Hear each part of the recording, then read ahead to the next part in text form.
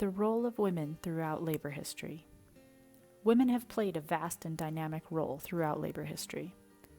In the early 1800s, when industry was just beginning to become part of the American fabric, some of the very first factory workers were in fact women.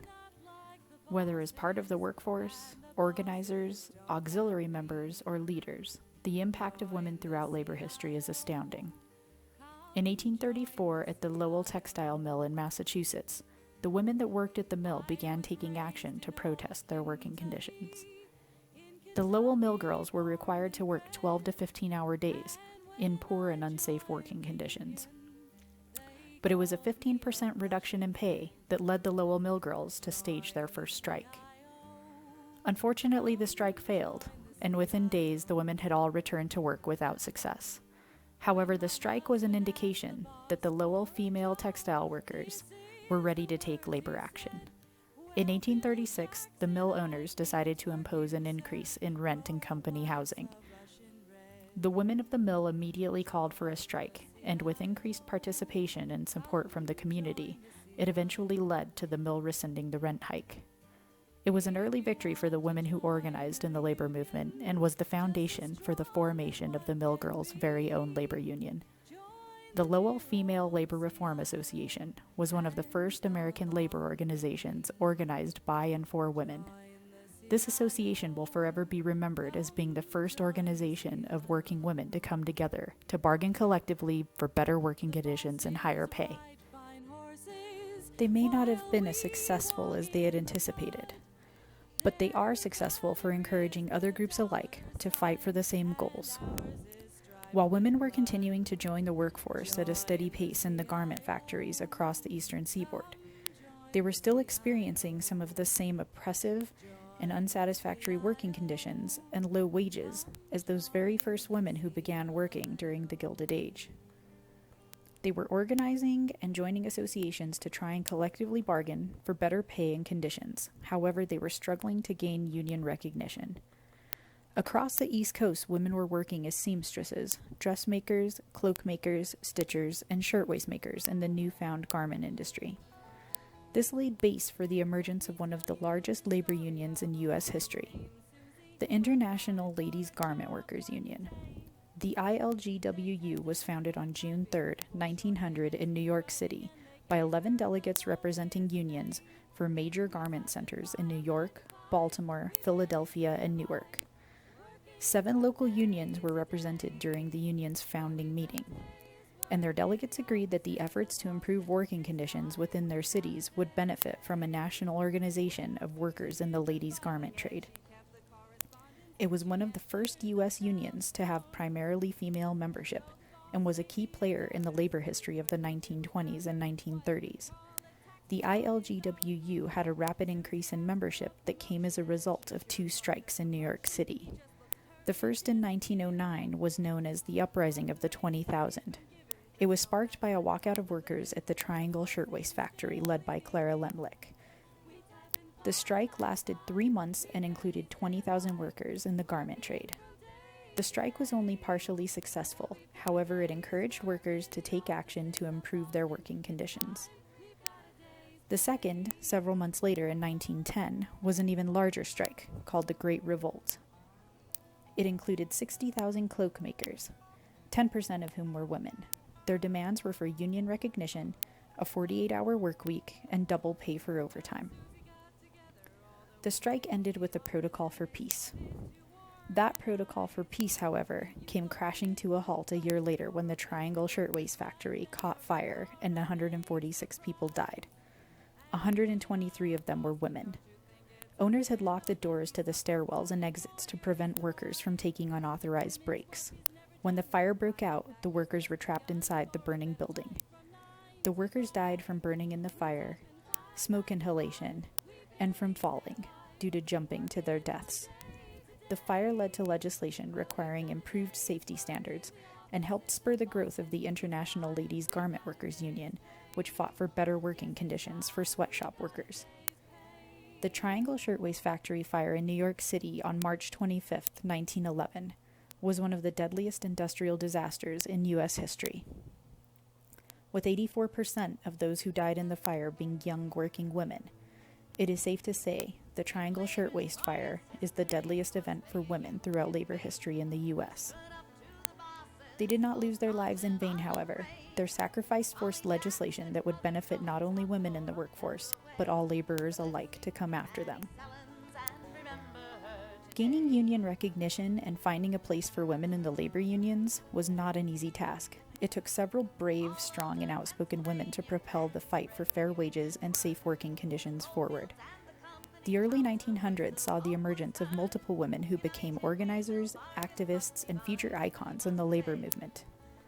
Clara Lemlich, who led the uprising of the 20,000, had started out as a garment worker in 1903. She saw how poor the working conditions were and rebelled against long hours, low pay, and lack of opportunity for advancement.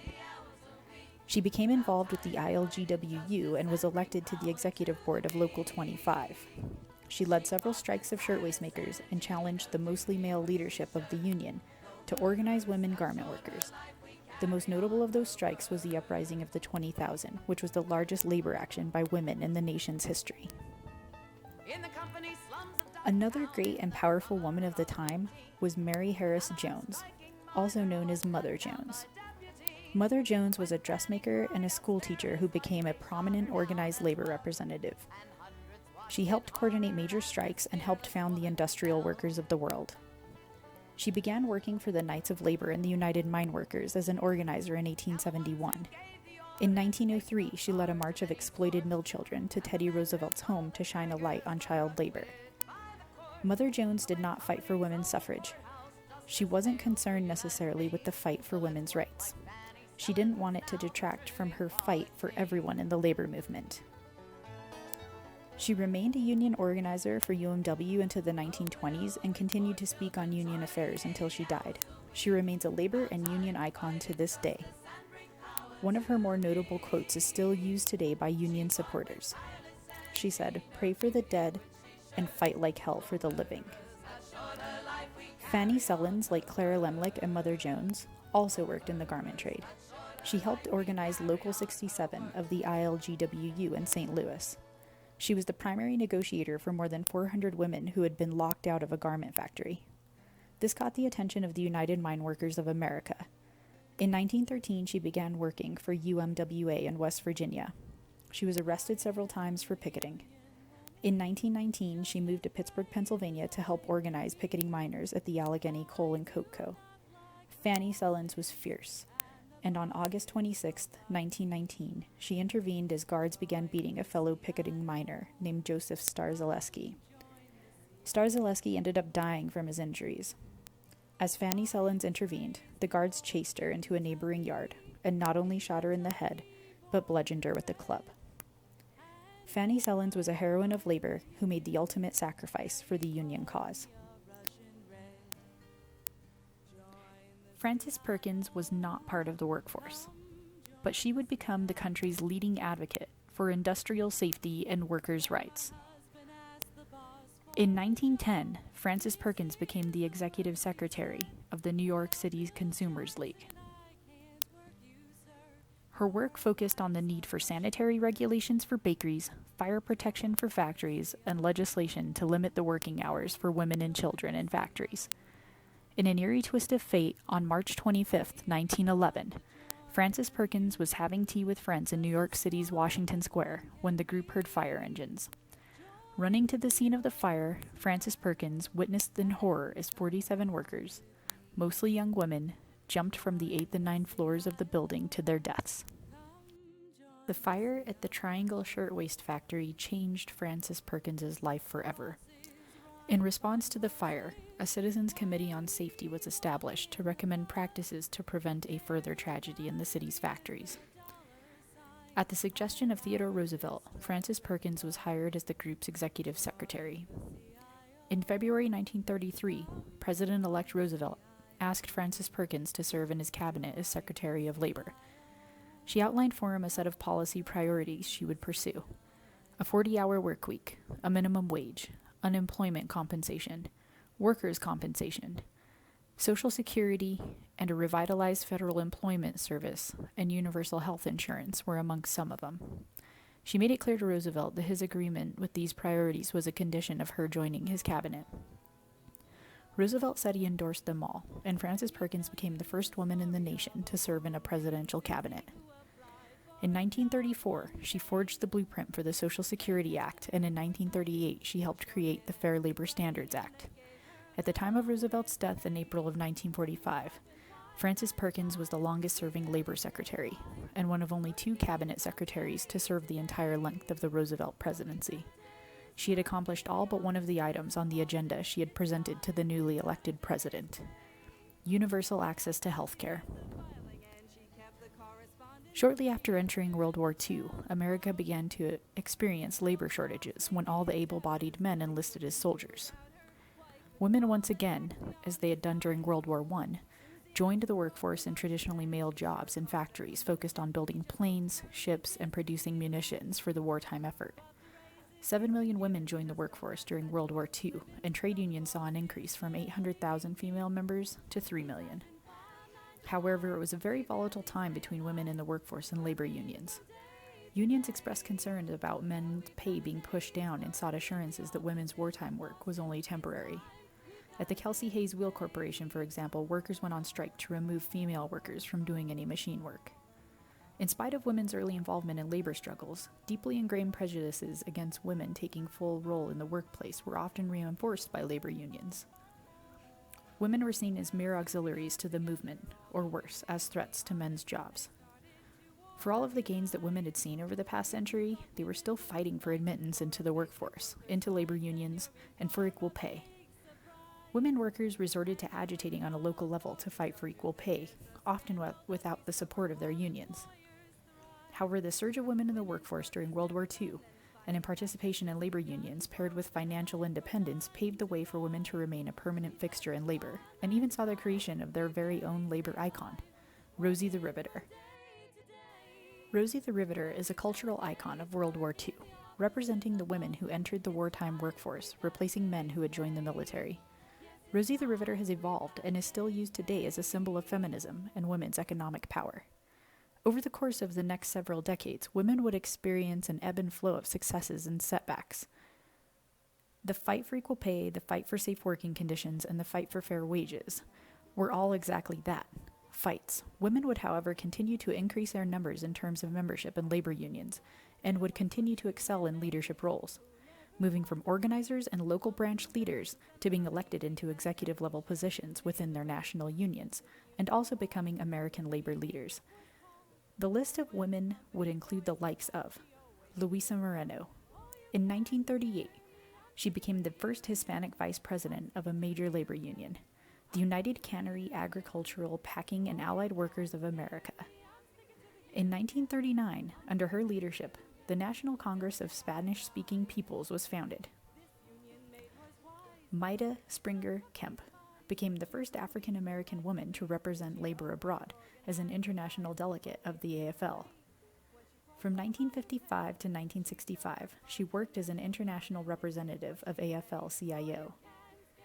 In the 1970s, she was elected as the vice president of the National Council of Negro Women. Crystal Lee Sutton. She was a union activist during the J.P. Stevens controversy. In 1973, she was fired for insubordination. In an attempt to organize a union and rally coworkers, she wrote "union" on a piece of cardboard to encourage union participation. In 1979, she became the subject of a major Hollywood film titled Norma Ray, based on the events of her employment at the J.P. Stevens plant. She became a paid speaker of the Amalgamated Clothing and Textile Workers and went on a national press tour. Dolores Huerta.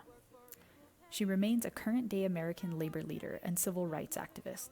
She co-founded the American Farm Workers Association with Cesar Chavez, which later became the United Farm Workers.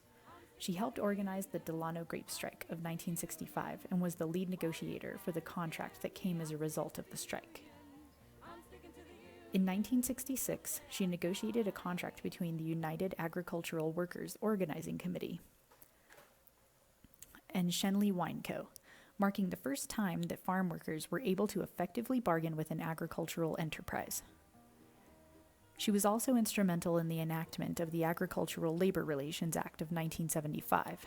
This was the first law of its kind in the United States, granting farm workers in California the right to collectively organize and bargain for better wages and working conditions. At age 58, Dolores suffered a life-threatening assault while protesting against the policies of then-presidential candidate George Bush in San Francisco. A baton-wielding officer broke 4 ribs and shattered her spleen. Public outrage resulted in the San Francisco Police Department changing its policies regarding crowd control and police discipline. Dolores was awarded an out-of-court settlement. She also coined the phrase. At 83, Dolores Huerta continues to work tirelessly developing leaders and advocating for the working poor. She has been given several recognitions and awards. In 2012, President Obama bestowed Dolores with her most prestigious award, the Presidential Medal of Freedom, the highest civilian award in the United States. Upon receiving this award, Dolores said, "The freedom of association means that people can come together in organization to fight for solutions to the problems they confront in their communities. The great social justice changes in our country have happened when people came together, organized, and took direct action. The labor movement, the civil rights movement, the women's movement, and the equality movement are all manifestations of these rights." Women's participation in unions is beneficial for several reasons. Unionized women have greater earnings and higher rates of health insurance coverage than non-unionized women. Women's leadership is also critical to promoting issues of importance to women and families. Women make up a large portion of union members and have been closing the gender gap in union membership. Women are also working toward better representation within union leadership. Women are 18.2% of the executive council of the AFL-CIO and 25.7% of the international vice presidents of AFSCME. Throughout the creation of this project, I've learned so much about the phenomenal women who were involved from the very origin of the labor movement in the United States. Women have been entrenched in labor history and woven into the very fabric on every level. We've heard a lot of talk about women breaking glass ceilings. As for women in leadership roles or in executive positions, it is always said that once we are able to surpass the 30% margin, nothing is impossible. As I sat and looked around the room at Leadership Academy, it warmed my heart to see that 11 out of 30 class members who already hold leadership positions for the National Association of Letter Carriers are strong, smart, beautiful women. We came in at 36.6%. The struggle to advance women's progress throughout labor isn't yet over. We rise by lifting each other up. On our own, we can do great things, but together, we can move mountains. Or, as Lady Di says, teamwork makes the dream work. Thank you guys very much.